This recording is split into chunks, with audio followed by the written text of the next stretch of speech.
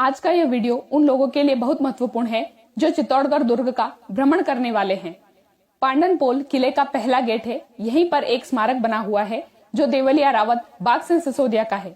रावत बाग सिंह ने चित्तौड़गढ़ के दूसरे शाखे में गुजरात के सुल्तान बहादुर शाह के आक्रमण के समय मेवाड़ के महाराणा का प्रतिनिधित्व करते हुए इसी जगह पर वीर गति प्राप्त की थी। फिर कुछ आगे किले का दूसरा द्वार भैरव पोल आता है, जहां देसुरी के भैरव दास सोलंकी ने बहादुर शाह की सेना से लड़ते हुए इसी स्थान पर वीर गति प्राप्त की। भैरव पोल में प्रवेश करते ही दाईं तरफ 4 खंभों की एक छतरी भी बनी हुई है जो वीर कल्लाजी राठौड़ की है, जिन्होंने अकबर की सेना से लड़ते हुए वीर गति पाई थी। कल्लाजी की छतरी से ठीक आगे वाली 6 खंभों की छतरी इसी युद्ध में वीर गति पाने वाले वीर जयमल जी मेड़तिया राठौड़ की है। युद्ध से एक दिन पहले अकबर ने जयमल जी के पैर पर गोली चलाई थी, जिससे वे जख्मी हो गए और अगले दिन युद्ध में कल्लाजी के कंधों पर बैठकर युद्ध लड़े थे। इसके बाद हनुमान पोल, गणेश पोल, जोरला पोल व लक्ष्मण पोल आते हैं। ये सभी द्वार मेवाड़ के महाराणा कुंभा ने ही बनवाए थे। अगला द्वार आता है राम पोल। राम पोल वही द्वार है जहां अकबर के आक्रमण के समय सर्वाधिक रक्तपात हुआ था। युद्ध के बाद यहाँ हजारों की तादाद में मुगलों, राजपूतों व प्रजा के शव मिले। रामपोल के भीतर प्रवेश करते ही ठीक सामने एक छतरी दिखाई देती है।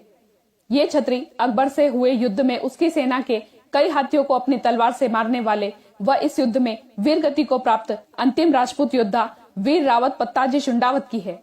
पत्ताजी के कारण ही यहाँ मुगलों की लाशों के ढेर लगे थे। अकबर ने स्वयं इनकी तुलना 1000 घुड़सवारों से की थी। पत्ताजी की छतरी के दाईं तरफ जाने वाले मार्ग पर कुछ आगे तुलजा भवानी माता का मंदिर स्थित है, जिसके बारे में कोई कहता है कि ये दासी पुत्र बनवीर ने बनवाया था, तो कोई कहता है कि उसने जीर्णोद्धार करवाया था। कुछ आगे जाने पर टिकट काउंटर आता है। यहाँ से कुछ कदम की दूरी पर दाईं तरफ महाराणा कुंभा महल का प्रवेश द्वार है। कुछ विद्वानों का मानना है कि चित्तौड़गढ़ का पहला जौहर इसी महल में हुआ था। कुंभा महल के प्रवेश द्वार पर ही एक छोटा सा मंदिर है जो कि भगवान देव नारायण जी का है। यह मंदिर महाराणा सांगा द्वारा बनवाया गया था।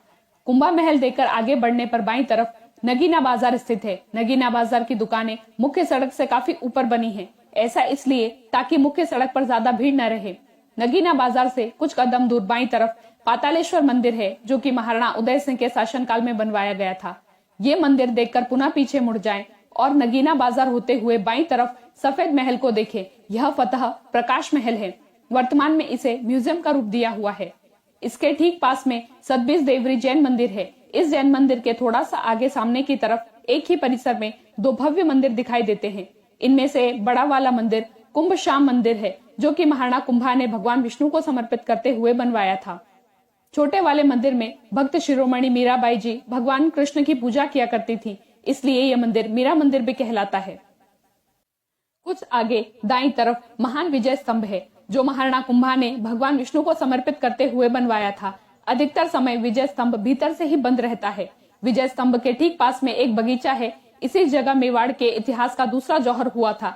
यह जौहर गुजरात के सुल्तान बहादुर शाह के आक्रमण के समय महाराणा सांगा की पत्नी महारानी कर्णावती के नेतृत्व में हुआ था। यहाँ आपको हवन कुंड भी दिखेंगे।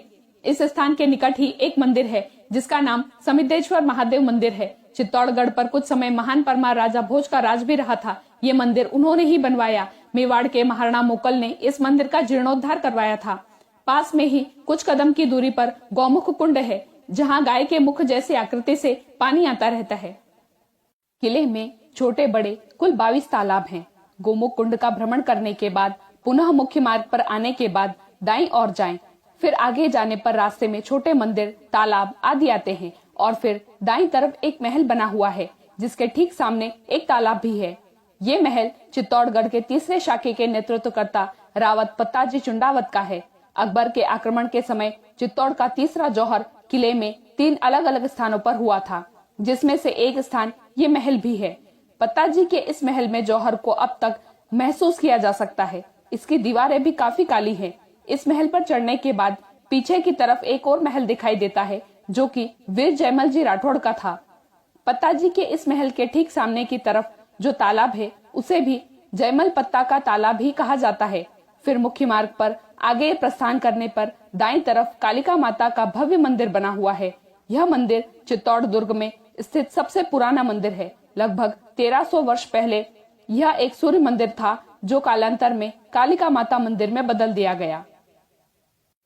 कालिका माता मंदिर दर्शन के बाद पुनः मुख्य मार्ग पर थोड़ा आगे जाने पर दाईं तरफ अलाउद्दीन खिलजी से लड़ते हुए वीर गति पाने वाले योद्धा गोरा बादल के महल है। यहीं से कुछ दूरी पर रानी पद्मिनी महल व रानी पद्मिनी बगीचा स्थित है। पुनः मुख्य मार्ग पर आगे जाने पर बाईं तरफ भागसी है, जो कि महाराणा सांगा के समय की जेल है। कहते हैं कि उन्होंने मालवा के सुल्तान महमूद खिलजी को यहीं कैद कर रखा था। भागसी से थोड़ा सा आगे ठीक दाईं तरफ नागचंद्रेश्वर मंदिर है। यहाँ से आगे जाने पर बाईं तरफ छोटा सा वैद्यनाथ महादेव मंदिर है, जिसके ठीक पीछे एक तालाब है। कहा जाता है कि यह तालाब चित्रांगद मौर्य ने बनवाया था। इस तालाब के ठीक सामने की तरफ सनसेट पॉइंट है। यहाँ किले की प्राचीर से सारे शहर का नजारा दिखेगा। यहाँ से मुख्य मार्ग पर आगे जाते रहने पर दाईं तरफ एक मृगवन दिखाई देता है। कई बार इसके भीतर प्रवेश वर्जित होता है, अन्यथा इसमें प्रवेश करके किले के अंतिम छोर तक पहुंचा जा सकता है। जहाँ से ठीक बाहर वह रेत का पहाड़ दिखाई देता है जो अकबर ने बनवाया था, ताकि उस पर तोपें चढ़ाकर किले की दीवारें तोड़ी जा सके। इसे मोहर मगरी कहते हैं, क्योंकि ये मगरी बनाने वालों को राजपूतों के तीरों का सामना करना पड़ता था। इसलिए अकबर ने मजदूरों को एक टोकरी रेत के बदले एक मोहर देने का वादा किया था। यदि आप ये रेत का मगरा देखना चाहते हैं तो किले के भ्रमण के बाद किले से बाहर निकलकर आगे जाकर घटियावली रोड पर जाएं। किले में स्थित मृगवन से बाहर आने के बाद कुछ कदम की दूरी पर बाईं तरफ एक छोटी सी पहाड़ी पर कच्चा रास्ता दिखता है। इसे राज टीला कहा जाता है। पुराने समय में मेवाड़ के शासकों का राज तिलक इसी टीले पर किया जाता था। पुनः मुख्य मार्ग पर आने के बाद आगे जाते रहिए। बाईं तरफ एक कुंड दिखाई देगा जिसका नाम भीमतल कुंड है। मुख्य मार्ग पर आगे जाने पर बाईं तरफ अद्भुतनाथ महादेव मंदिर है। यहाँ से मुख्य मार्ग पर आगे जाने पर दाईं तरफ एक द्वार दिखेगा। यह सूरजपोल द्वार है। अकबर के आक्रमण के समय इस रास्ते से भी आक्रमण हुआ था। रावत साईदास चुंडावत ने अपने इकलौते पुत्र सहित इसी द्वार पर वीर गति पाई थी। यहाँ से ठीक आगे बाईं तरफ नीलकंठ महादेव मंदिर है। मुख्य मार्ग पर आगे बढ़ने पर दाईं तरफ एक जैन मंदिर है। वह ठीक पास में जैन सृष्टि जीजाशाह द्वारा बनवाया गया जैनियों के प्रथम तीर्थंकर आदिनाथ जी को समर्पित कीर्ति स्तंभ है। कीर्ति स्तंभ से आधा किलोमीटर आगे जाने पर एक रास्ता बाएं मुड़ता है जो सीधे एक बस्ती में जाता है, जहाँ सिसोदिया राजवंश की कुल देवी बायण माता का मंदिर है। यहाँ 5-7 मंदिर आसपास स्थित है। बायण माता मंदिर के परिसर में एक छतरी बनी हुई है जो कि राघव देव सिसोदिया की है। राघव देव मेवाड़ के महाराणा लाखा के दूसरे पुत्र थे। राघव देव की हत्या मारवाड़ नरेश राव रणमल राठौड़ ने की थी। बायण माता मंदिर से 100-150 मीटर दूर ही कुकड़ेश्वर मंदिर है व पास ही कुकड़ेश्वर कुंड है। ये मंदिर व कुंड 1200 वर्ष पुराने हैं। अकबर के समय जब चित्तौड़गढ़ में शाका हुआ था, तब रावत पत्ता चुंडावत ने इसी ही कुंड में हथियार और बचा कुचा खजाना डाल दिया था। इस मंदिर से करीब 300 मीटर की दूरी पर ही राणा रतन सिंह महल और तालाब भी हैं। ये महल महाराणा सांगा के पुत्र महाराणा रतन सिंह के थे। महाराणा उदय सिंह भी इसी महल में रहते थे। राणा रतन सिंह महल से आधे किलोमीटर दूर ही रामपोल स्थित है, जहाँ से किले से बाहर निकला जा सकता है। चित्तौड़गढ़ दुर्ग में अनेक मंदिर व छोटे बड़े कई महल हैं, जिनका संपूर्ण भ्रमण करने के लिए कम से कम 2 से 3 दिन लग जाएंगे। चित्तौड़गढ़ दुर्ग के पहले द्वार से लेकर पुनः उसी स्थान तक आने में आपको लगभग 10 किलोमीटर का सफर तय करना पड़ेगा। यह दुर्ग विश्व के सबसे बड़े दुर्गों की श्रेणी में स्थान रखता है। इस पोस्ट में आपको चित्तौड़गढ़ के महत्वपूर्ण मंदिर, महल व अन्य स्थानों की जानकारी दी गई है। आशा है ये जानकारी आपके लिए उपयोगी सिद्ध होगी।